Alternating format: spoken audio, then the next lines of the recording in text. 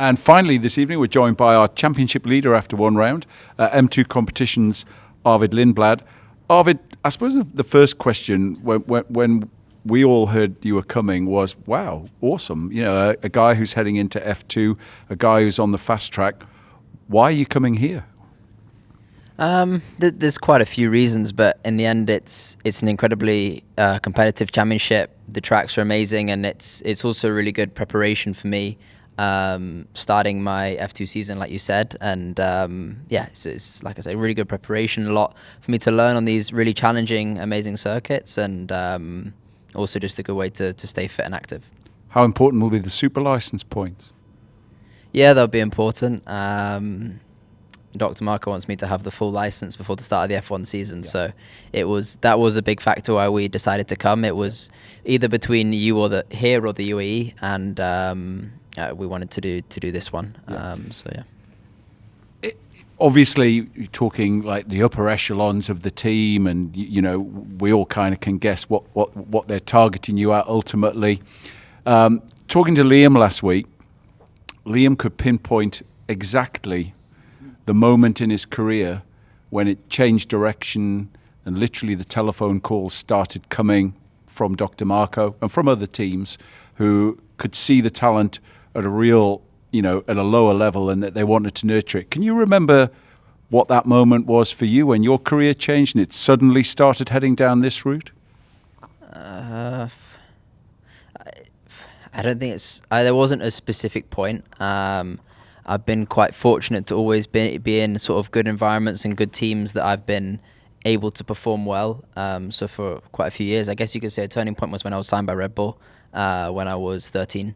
So that was the end of 2020. So that was, somewhat of a turning point. But I'd even say like a few months ago, obviously the F3 season last year was very good. And you could say somewhat put me on the map. And there's been a lot more sort of discussion in the media and on the Red Bull side about me. So I don't really like to think about these kind of things about when things changed. But yeah, I guess those are two moments you could maybe say.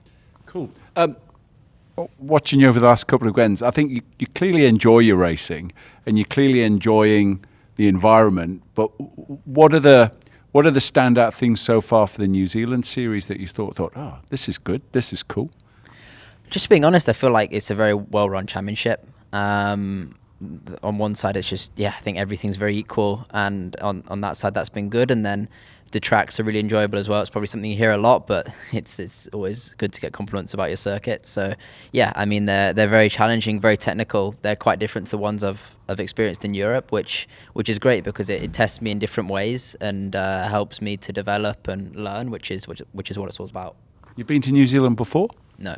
It's my first time. So I came to Melbourne last year, so it's sort of my first time across the big ocean for the F3 race in Melbourne, and then here one step further. Arvid, I'd just like to hear what your thoughts are joining Campus this year. I think you've come into Formula 2 at a great time because finally the world is waking up to the talent that actually exists there. Colapinto, Behrman, so on. Whereas years before, I remember when, guys were not forgotten, but it was, they suddenly sprang up as a reserve driver. And really, the journalists like myself didn't know much about Formula 2 because it was behind the paywall, it still is. But do you feel that's good for you, that the likes of those men I've just mentioned are being noticed, and that gives you more chance and more notoriety? Yeah, definitely. I feel like in general there's more media attention and awareness around F2, and F3 is growing as well. I remember, I think, I know someone I work with very closely is Oliver Rowland, and he was racing in GP2, which is the equivalent of F2 in 2017, and he said, they were like nothing in the paddock, and it was a completely different event, and no one really cared. And now there's much more awareness, especially around F2, but even F3, and I think that's a big thing. And then obviously, like you say, we've been quite fortunate last year with sort of things that happened with Behrman going up and Colapinto getting the opportunity as well, that the F1 teams have now got much more awareness that the level in F2 is high. So I guess you could say it's I've come in a good moment, but in the end I still have to perform, so You're obviously a talented driver, driven in F3 and now in F2. What's a key piece of advice that you can give to a kid who may be watching and wanting to be like you when they're older? So when I think I was 7, I went to the British Grand Prix, and I was lucky enough to talk to Jenson Button. And he said to me, he gave me 2 pieces of advice, and one was to work hard, and the other was to be smooth. And Jenson was a good driver, so I'll pass on that advice. Fantastic advice for any driver, Arvid. Thanks ever so much, and congratulations on an awesome feature race last weekend too, and best of luck this weekend. Thank you.